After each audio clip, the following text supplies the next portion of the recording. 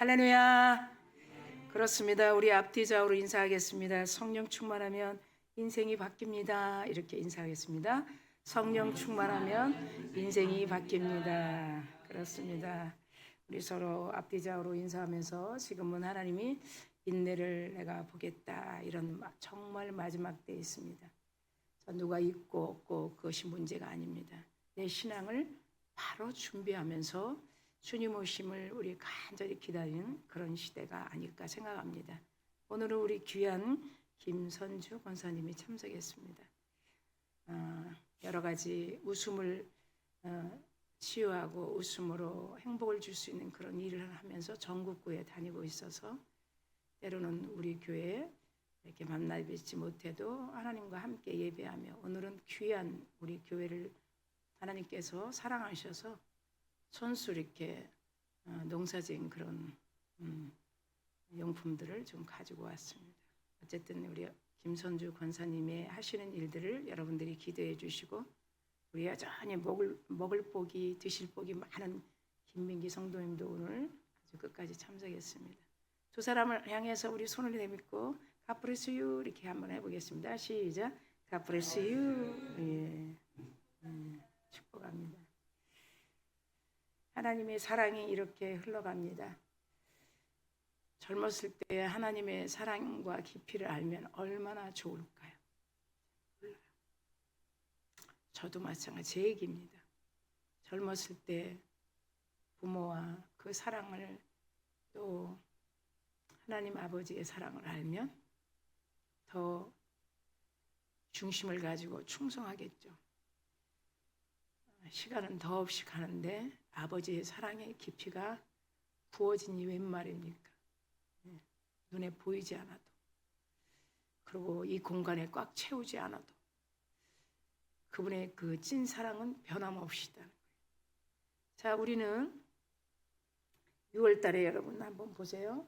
계속 첫 주, 둘째 주, 셋째 주, 넷째 주, 정말 하나님께서 오순절의 이 성령 강림이 그때 일시적인 그런 행사로만 있지 않기 위해서 엄청난 어노인팅, 그리고 라이프, 그 성령의 기름 부음이 전 주님 나라 갈 때까지 우리 인생이 그분의 성령으로 부요하심과 넉넉하심과 풍요로우심으로 아주 얼마나 풍성하게 아주 신학적 교리와 또한 또 하나님께서 성령의 여러 가지 외적인 그리고 내적인 성령의 인도하심으로 충분하게 우리를 알려주시고 가르치시고 함께 하셨어요. 그러니까 성령의 본질적인, 그리고 성령의 어떤 특성, 우리가 알고 있는 그 성령은 이렇게만 일하시나? 때로는 보이게도 하시지만 때는 전혀 안 보이게도 일하시는, 이것을 내적인 그리고 외적인 그런 성령의 아주 본질적인 그 특성에 대해서 6월 한 달 내에 우리에게 차곡차곡 부어주신 거 여러분 믿으시죠?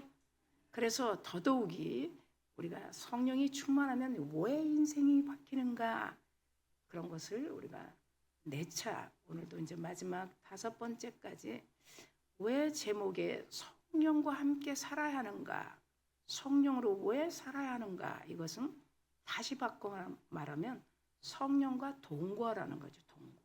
예, 이 동거라는 것은 뭔가, 그렇죠?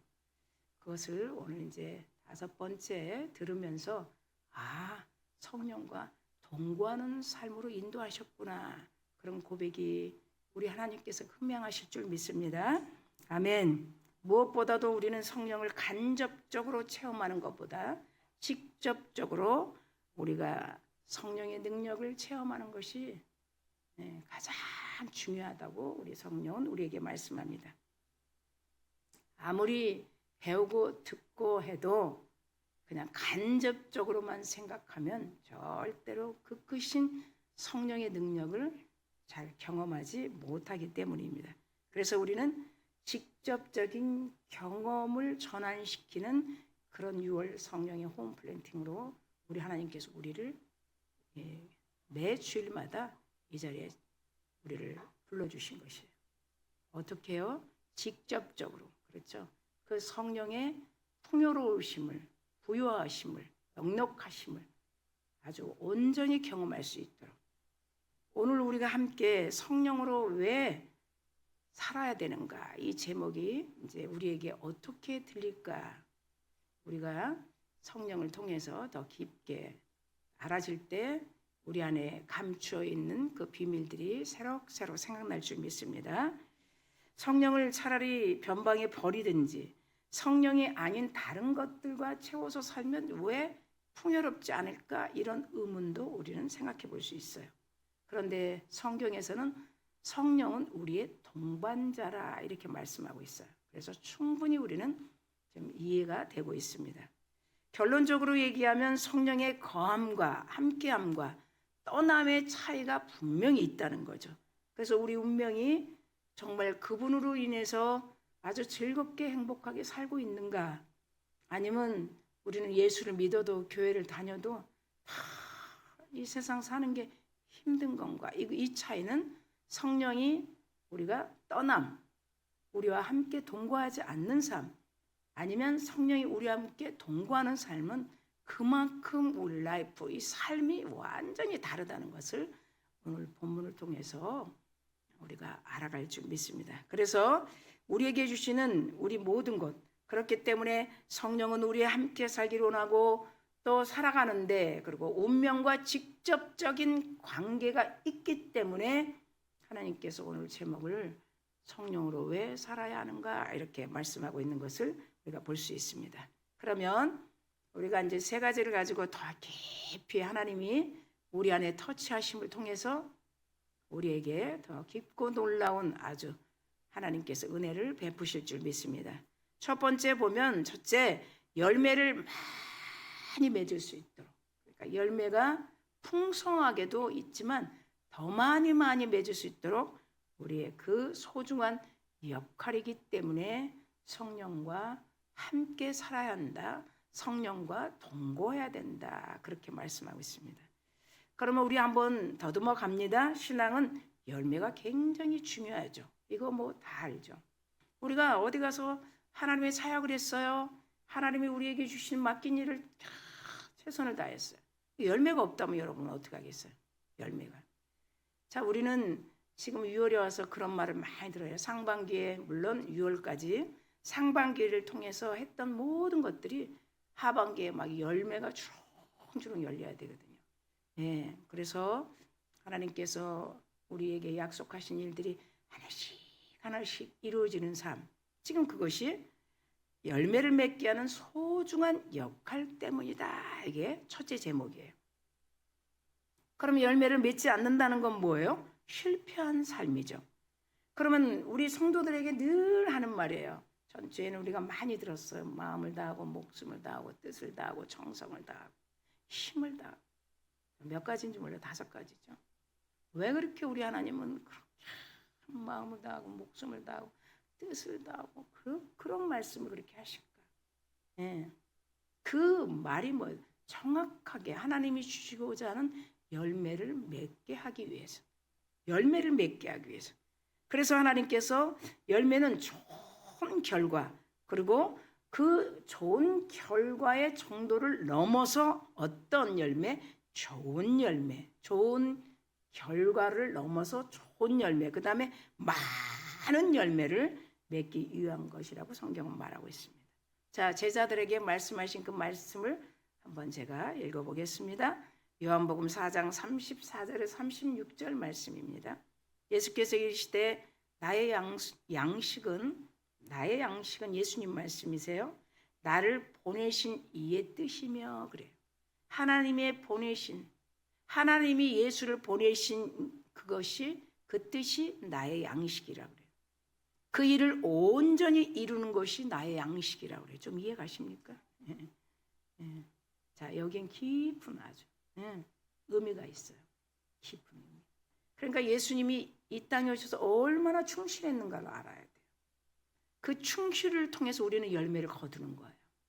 자, 오늘 요한복음 4장에서 그 말씀이 34절, 나의 양식은 나를 보내신 이의 뜻이며, 우리 거저 사는 거예요. 사실은 우리는 그 약간의 헌신이에요. 약간의 희생이에요. 자, 그의 뜻을 온전히 이루는 거라 그래요. 그러면 35절에 아주 중요한 포인트를 주는데 어떤 말이냐면 넉 달이 지나야 추수할 때가 이르겠다 그래요. 이건 아주 깊은 거죠. 내가 죽음 후에 부활 후에 열매를 얻을 것이다 이렇게 말씀해요. 그러니까 당신이 이 땅에 오셔서 얼마나 하나님의 뜻을 자기 양식이라고 할 정도로 그 뜻을 이루겠다는 각오 아니겠어요? 그러니 너희들은 35절에 넉 달 후에, 이거는 부활 후를 얘기하는 거거든요. 3일 만에 부활 후에 추수할 때가 이르겠다 하지 아니하였느냐? 네. 그러면서 다 눈을 들어 밭을 보라. 다 휘어져 추수하게 되었도다. 거두는 자도 이미 싹을 받고 영생에 이르는 열매를 모으나니. 우리는 그 예수 때문에, 그 예수 그리스도 때문에 우리가 교회를 섬기고 성도들을 봉사하고 성도들에게 봉사하고 섬기고 이 모두가 다 열매를 우리가 거두는 것이에요. 그래서 이는 뿌리는 자 이렇게 얘기하죠. 그리고 또 거두는 자와 함께, 그러니까 함께 즐거워하려 함이라 이렇게 요한복음 4장에 말씀하고 있어요. 이거를 그대로 사도 바울은 고린도전서 3장에 여러분 보세요. 아볼로와 베드로는 심고 물주고 모두가 다 동역자라는 거예요. 모두가 다 거두는 거야 함께. 자, 이거를 지금 요한복음 4장에서 함께 즐거워하려 함이라. 교회라는 것은 여러분 같이 하는 거야. 같이 섬기고 같이 봉사. 하나님과 함께 즐거워. 우리 하나님의 일을 우리가 하는 동역자예요. 하나님처럼 하는 게 아니라 하나님이 하신 일을 함께 하는 동역자예요. 그러니까 함께 즐거워하는 거예요. 우리가 이렇게 기쁨으로 열매를 맺을 때 하나님은 굉장히 즐거워한다는 거예요. 열매는 그냥 맺는 게 아니죠. 우리의 헌신이 필요하죠. 때로는 고통도 있어요. 그런 수고를 통해서 하나님의 뜻을 이루는 것이 가장 중요한 것이라고 예수님은 말씀하시면서 마지막 결론에 영생에 이르는 열매 그랬죠. 최종 목적임을 얘기해요. 그건 전도죠. 영생을 이룰 수 있도록 그것이 최종 목적이다.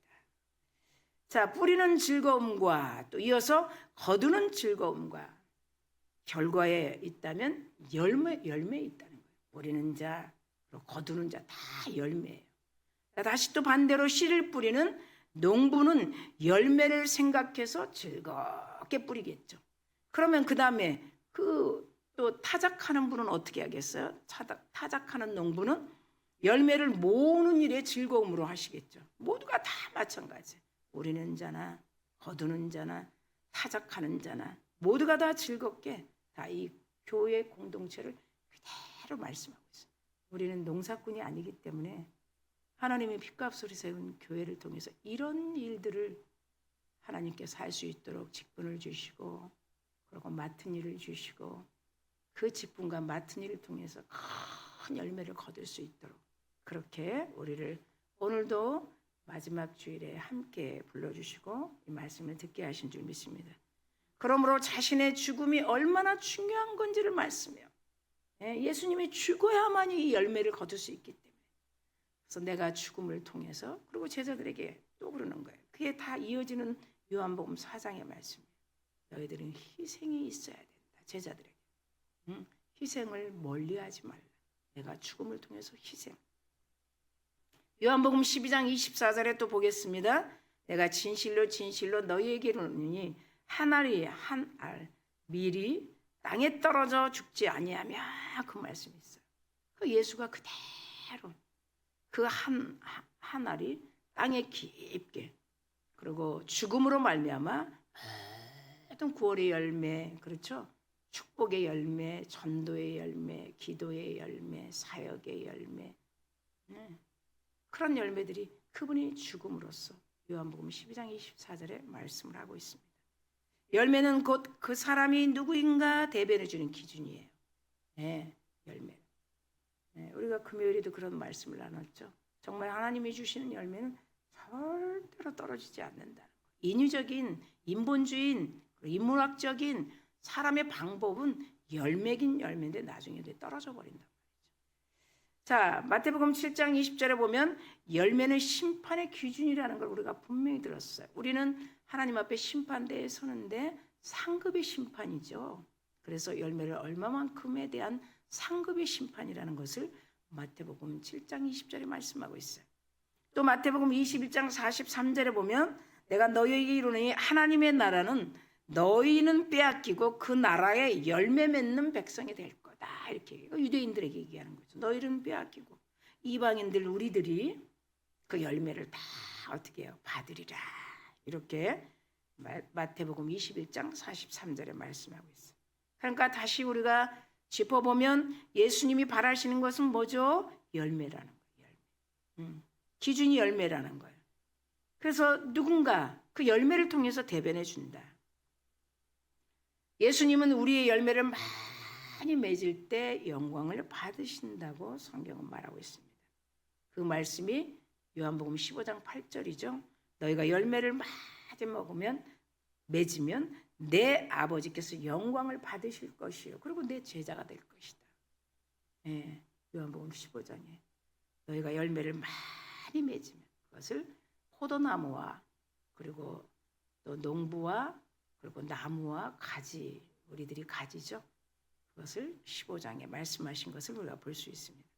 구원도 굉장히 중요해요. 그렇죠? 이 땅에 그분의 하늘의 미랄이 죽어서 많은 열매를 맺은 것. 구원도 굉장히 중요하지만 그 뒤에 이어서 열매도 굉장히 중요하다고 성경은 말하고 있습니다. 마음의 믿음보다 삶의 믿음으로 나타나는 열매가 반드시 열리기를 축원합니다. 성령이 하시는 일은 모든 것에 열매를 맺게 하십니다. 이게 첫째 제목이었습니다. 둘째 제목을 보면 영적 전쟁에서 승리하도록 하나님께서 이끄신다. 오늘 왜 성령으로 살아야 하는가? 동거해야 되는가? 거기에 대한 두 번째 제목을 우리가 봤습니다. 성령의 능력 때문에 우리는 이길 수 없어요. 보이지 않는 영의 세계 이길 수 없어요. 그리고 교회를 다녀도 몇십 년을 다녀도 영적인 세계를 아직도 모르는 분도 있어요. 교회는 다녀도. 자, 그거는 어쩔 수 없는 거예요. 그러나 하나님은 영적인 승리를 할 수 있도록 하나님이 능력을 주시기 때문에 그 능력의 주인이 성령이기 때문에 함께 동거하며 살 때 우리는 충분히 이길 수 있다고 오늘 말씀하신 그 말씀을 들어봅니다. 우리 그리스도인 중에도 아직 성령의 이 영적 세계는 전혀 알지 못하는 분들이 많이 있다는 거예요. 사탄과 마귀의 존재를 인정하지 않거나 혹은 전혀 모르는 분들도 꽤 있어요. 왜 교회 다니면 되지? 무슨 사탄 마귀가 왜 필요해? 물론 안 맞지는 않아요. 그러나 속임을 당하기 때문에 그래요. 그의 본질은 뭐냐? 속이는 거, 분열시키는 거, 거짓말하는 거. 자, 예수님이 요한복음 8장 44절에 이렇게 얘기합니다. 사탄, 마귀는 거짓말하는 자다. 근데 이 거짓말하는 자가 지금 고등해가지고 지금 굉장히 고등하죠. 진화돼가지고 뭘 하는가 보면 가장 좋은 일이 있어요. 기뻐하는 일. 사탄이 아주 기뻐하는 일이 있어요. 여러분 귀가 쫑긋하지 않겠어요? 교회를 분열시키는 거예요.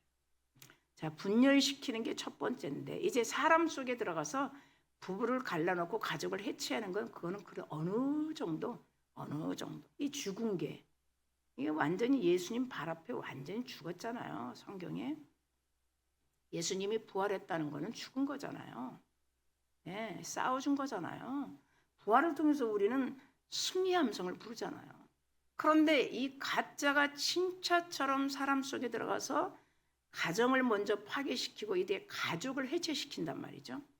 따로 이신저신 막 이렇게 따로. 그래서 자꾸 자기 사상을 철학을 드러내서 가족이 모일 수가 없어. 모이면 싸매. 예수 얘기하다가 싸우고 다시 헤어져야 돼. 이 철학, 자기 사상, 이데올로기 그리고 신념 이런 것 때문에. 자, 이게 어디서 온 건가를 잘 봐야 돼요. 죽은 게 진짜처럼. 그런데 예수님이 요한복음 8장 44절에 그랬거든요.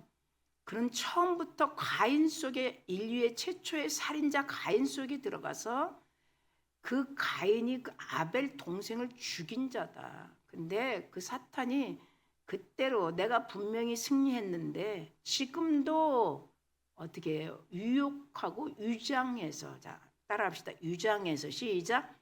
유장해서, 네, 가족들을 하나 되지 못하게 하고, 가정은 이미 끝났고 하나 되지 못하게 하고, 그 다음에 이어지는 건 뭐냐면 교회 분열을 너무너무 즐거워요. 자, 교회 분열은 뭐냐? 서로 파벌로 만드는 거예요. 자, 고린도 교회 아주 가장 모델 교회죠. 그 다음에 사람 속에 들어가서 친한 사람끼리만 모이게 해서, 이 친한 사람끼리 한 사람이 주동자가 기분이 다운되면 같이 몰아서 이동하는 지금 그런 시대로 지금 가고 있어요. 그래서 지금 신자들 우리가 데이터를 냈는데, 목회연구소에 아주 그 데이터를 내는 분들이 있죠. 이단에 대해서. 그런 분들이 전부 다 내온 건 뭐냐면 이제는 몰아서 다니는 거야. 자, 몰아서 한 사람씩 다니지 않아요. 한 사람이 먼저 가서 다른 교회 가서 점검하고 와서 그 교회 가자 해가지고 다 몰아서 나가는 거야. 자, 뭘로 하냐? 전화 신방으로. 시작. 전화 신방으로. 전화로 다. 이거는 다른 이단들이 많이 사용한 거는 이 전화로 있죠. 이 사람을 바깥으로 계속 베이커리로 카페로 나오라고 해가지고 모아서 그 교회를 보고 온 걸 결과를 얘기하고 계속 오게 하는 거예요. 한 명씩 두 명씩 움직이지를 않아요. 그걸 스토리텔링이라고 그래요. 스토리텔링. 그래서 계속 거기에 미혹되는 거예요. 그거를 예수님이 그렇게 얘기하는 거예요. 마태복음에. 그는 뭐 하느냐? 이미 쫓겨서 완전히 모든 것을 잃었지만 거짓말하는 애비라고 그랬어. 거짓말하는 애비. 마태복음 8장 44장. 이미 창세기에 구테타를 일으켰죠. 자, 거짓마귀와 싸움을 선포하신 예수님의 말씀 우리가 잘 귀담아 보는 거예요. 사람 속에 들어가서 어떻게 해요? 하나님의 자녀로 회복시켜주는 성령을 회방하는 데 아주 매력을 느끼는 거예요. 멸망하게 하고 영원한 생명을 믿지 못하게 자꾸 교회를 가기 싫게 만들고 주일 전까지 아주 많은 것들로 힘들게 하고. 그러니까 우리 여러분들 한번 얼굴 한번 보세요. 이렇게 돌아보세요. 승리해서 이기신 거예요. 오늘 그렇지 않으면 오늘 못 오는 거예요. 여러분 눈에 안 보이죠? 제가 얘기하니까 안 믿어지십니까? 믿어야 돼요. 마음을 막 분주하게 하고 뭔가 막 부딪히게 하고 막 그러면 오늘 못 오는 거예요. 예. 그런데 누가 더 오셨어요? 성령이 더 오신 거예요. 예. 이건 놀라운 거예요. 그러니까 주일에 섬기는 교회 아니면 하나님 예배당에 뭐 가정에서 드리지 않고 주일은 무조건 예배당에 참석해야 돼요. 먼 곳에 있으면 먼 곳에 예배당을 가든 가까운 데 있으면 가까운 데 가든 예배당에. 왜? 이미 창세전서부터 이 구약을 통해서 이 시내산, 모리아산, 아라랏산 다 선택한 거야. 산 그것은 예루살렘 산. 그 다음에 예수님이 갈보리에서 다 온전히 이루신 곳. 그 다음에 피값을 이룬 교회라는 거예요. 주중에는 어쩔 수 없이 그렇다 하고는 본인 생각이고 하여튼 주일은 다 주님 앞으로 오셔야 돼요. 야고보 사도가 이렇게 얘기해요. 마귀를 대적하라. 유저에스트. 이 마귀를 막 대항하라. 우리에게 주신 과제예요. 대항해야 돼. 나는 너 안 믿어. 너는 이미 죽은 거야. 왜 거짓해? 왜 거짓말해? 네, 나는 속지 않아. 이걸 대항하라는 거예요. 야고보 사도가 경험한 거 대항하라. 유죄에서 저항하라. 거역하라. 강하게 싸우라는 거예요. 왜 이런 말을 하냐면 끝까지 들어봐야 되겠죠. 에베소서 6장 10절에 이 말이 있는데 이 말을 잘 귀담아 들어야 돼요. 왜? 끝으로 10절에 이렇게 얘기해. 끝으로 너희가 주 안에서와 이래. 하나님의 말씀 우리는 알고 있는 걸 미리 짐작으로 잡아서 그냥 내려놓으면 안 돼요. 끝으로 주 안에서와. 자, 에베소서 6장 10절이에요. 그 힘의 능력으로 강건해진다 그래요. 무슨 힘의 능력으로? 성령의 힘의 능력으로 강건해지고 그래. 그러니까 우리는 싸울 수 있어 없어요? 없어요. 그 힘의 능력으로 강건해지기 위해서 대항하라는 거예요. 그 힘의 능력을 사용하라는 거야.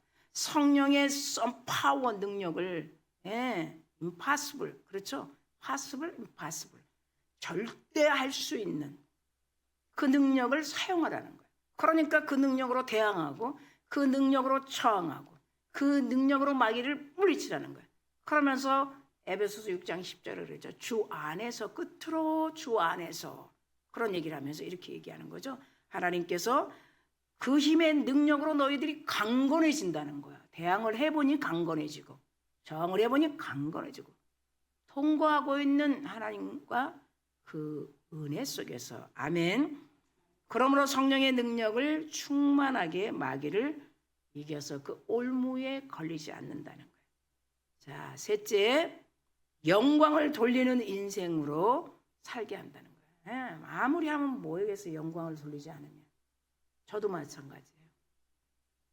제가 밖에 나가서 그 많은 사역을 하는데 영광을 돌리지 않으면 뭐 하겠어요. 7월 달에는 벌써 일정이 다 잡혔어요.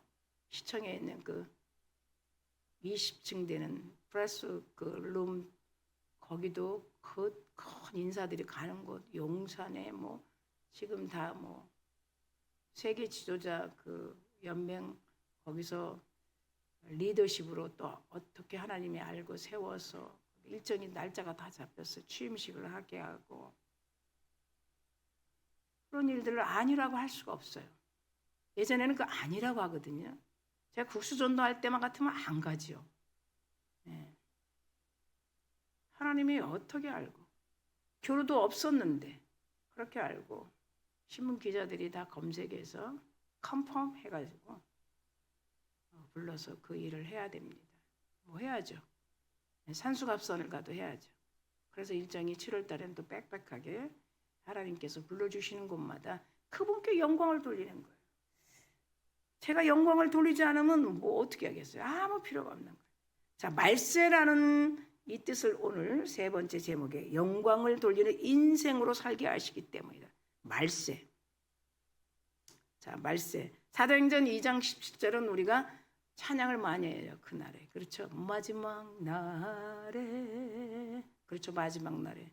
자녀들은 꿈을 꾸고 청년들은 환상을 보고 노인들은 꿈을 꾸고 이것을 벌써 마지막 날의 말세.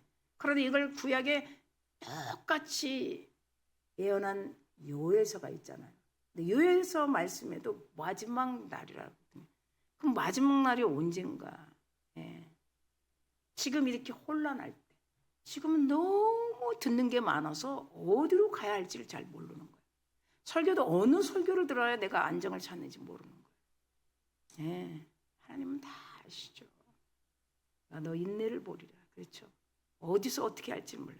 그러니까 이 부어주신 요엘 선지 활동에서 부어주신 어노인팅 그리고 사도행전 2장 17절에서 마지막 날에 이렇게 말씀하신 이 어노인팅 기름 부음은 지금 구석구석에 지구촌에 한번 보세요. 지구촌 일들을 우리가 볼 수 있어요. 이 말세. 사람들을 모습을 보면서 어떻게 느껴져요? 가까운 중국의 지진, 일본의 지진. 우리는 샌드위치 되었고 우리는 불안할 수밖에 없는 게 어떻게 되는 중국, 일본, 우리 한국 한번 생각해보면 기후의 변화, 기후의 어떤 이변 일어나는 모든 자연현상으로 우리가 그 데이터를 믿고 있기는 참 여러분은 어떨지 모르겠지만 저는 잘 안 믿어져요. 날씨마저도. 네?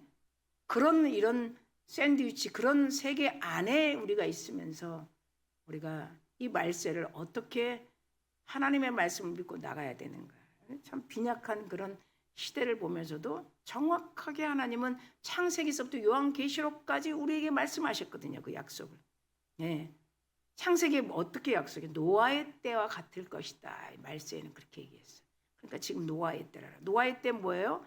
그 늙은 할아버지가 이리 와. 비를 피할 거니까 이리 와. 나는 그 노아 속에 이리도 참석한 줄 알아. 저는. 그런데 그들이 어떻게 했어요? 안에 우리 이렇게 기분 좋은데 먹고 마시고 여자 만나고 이렇게 좋은데 왜 거길 가? 지금 그때라는 거예요. 그래서 지금 말세 이미 우리가 이 땅에 있기도 전에 우리가 이 땅에 있기도 전에 7,000년 전에 노아를 통해서 그때와 똑같다는 거야 말세. 지금은 먹고 놀고 여자 남자 뭐 환락 세계에서 뭐 이제 우리 마약 청정지제 우리 끝났어요. 뭐 어느 음식이 들어갈지도 몰라. 애기들이 지금 어떻게 잘할지 몰라. 우리는 뭐 그냥 다 이것저것 다 해보고 여기 서 있는 정도 이것저것 저것저것 다 해봤기 때문에 그냥 천국 가면 끝나지만 이제 앞으로의 제너레이션 이 시대 10대, 20대 시대, 3, 40대 MZ 세대가 아니에요. 2000년 밀레니엄 시대로 가는 게 아니에요. 지금 이 시대에 어떻게 다 인공지능이 발달이 돼가지고 막 로봇이 다 지금 산업화되고 우리들이 뭐 일자리 창출 같은 것도 한번 생각해 보세요. 뭐 로봇이 기가 막히게 시스템화돼서 다 움직이는 게 정확해. 뭐 사람이 있어도 뭐 기계적으로 움직이면 그 자리에 뭐 어떻게 되는 거야. 그런데 우리는 그냥 멍해서 막 어떻게 안 되는 거예요. 생각을 많이 해봐요. 그러니까 말세에 하나님이 이 창세기 6장 5절 7절 말씀을 잘 생각해야 돼요. In the last day 계속 이 말세 시대로 가는 거예요.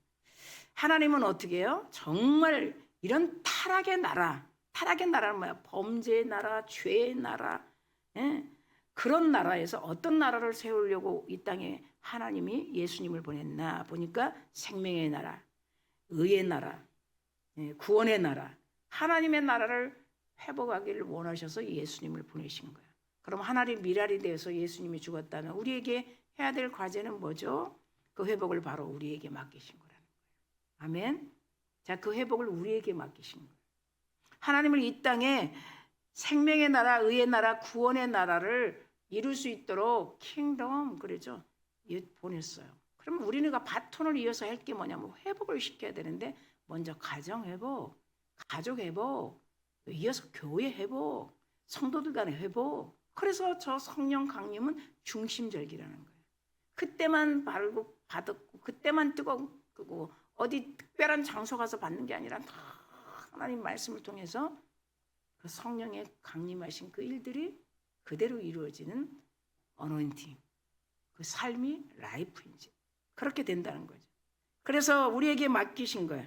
땅끝까지 열심히 찾아가 기쁜 복음의 소식을 전하는 많은 사람들이 예수를 믿도록 우리에게 부탁을 한 거예요. 이게 사도행전 1장 8절이에요. 온 유대와 사마리아 땅끝까지 복음을 전하는 우리 교회는 그런 하나님의 부르심, 사도행전 액체 29 교회, 원형교회, 프로토스 차입 처치 똑같이 그 원형 처음 교회, 하나님이 처음 하나님 우리가 있기도 전에 하늘에서 시스템한 프로토스 차입 처치 처음 했던 그 교회 시스템을 가지고 열심히 우리가 달려가고 있습니다.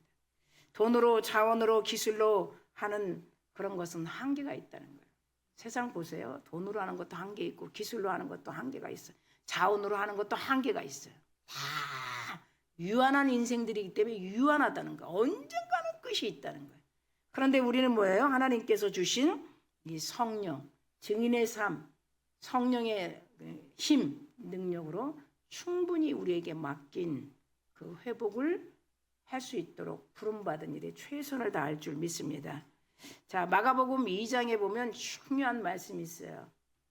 다 그냥 지나치는데 성경에서는 예수님이 충격적인 성령의 은혜다 이렇게 말씀하신 말씀이에요. 우리가 충격하면 막 분열되고 갈라지고 조금 뭐 쇼크받고 이렇게 생각할 수 있는데 성령의 큰 충격을 복음서에서 말씀해 준 말씀이 마가복음 2장이에요. 마가복음 2장에 보면 예수님이 1절에서 2절에서 내려가면 식사할 겨를도 없이 치유하는 이 병자들이 굉장히 많이 왔어요. 근데 예수님이 식사하다 말고 내려가서 치유해 주지는 않아요. 숟가락 입에 빼고 나가서 아이고 내가 너 성도를 사랑하니까 치유하지 않아요. 한쪽으로 다 피해갑니다. 다 때가 있어요. 근데 거기에 2장에 쭉 내려가면 한 중풍병자들을 치유하는 장면이 나와요.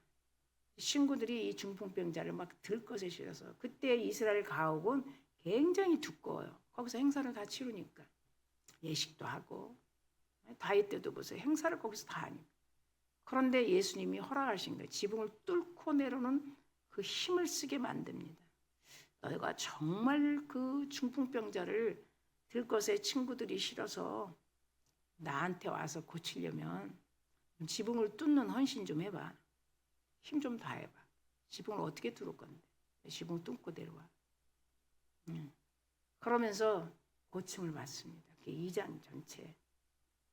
거기서 우리에게 오늘 교훈되는 말씀이 있어요. 그들이 그 친구들이 그 주위에서 야, 이런 경험은 처음 봤다 그래. 예, 이렇게 하는 게 지붕을 뚫고 내려와서 예, 이렇게 고침을 받는 것은 처음 봤다는 그런 단어가 나옵니다.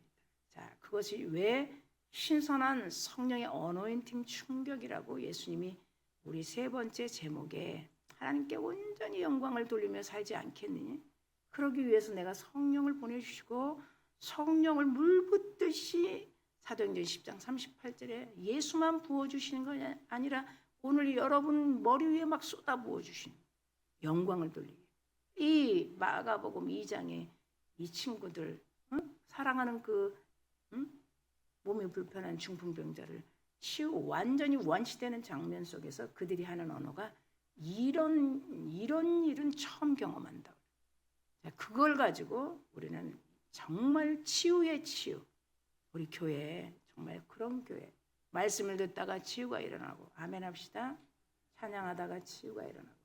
치유라는 이 말은 뭐냐면 몸만 불편해서 치유가 아니에요. 마음도 치유가 필요해야 예배를 드릴 수 있는 거예요. 생각도 치유가 돼야 멘탈이 아주 정화가 돼야 돼. 얼마나 일주일 동안 신경 쓰고 살아왔던 우리들이에요. 네. 막 이 치유라는 단어 속에 다 들어가는 거예요. 예배는 그렇게 풍성한 부유하심과 넉넉하심과 네, 우리에게 주시는 은혜라는 거예요. 예배 자리에 오면 모든 인생의 문제를 다 치유하시는 분. 네, 성령의 기름 부음을 통해서. 때로는 답답했던 마음이 시원해지고. 네? 그렇죠. 그리고 우리 문제가 안 되는 그 문제가 말씀을 통해서 응답이 돼요. 이게 전부 다 치유라는 거예요. 그래서 마태복음 2장을 예를 들어 예수님이 하시는 소리예요. 지붕을 뚫으려고 하는 것은 뭐예요? 그 수고는 우리가 하는 거죠.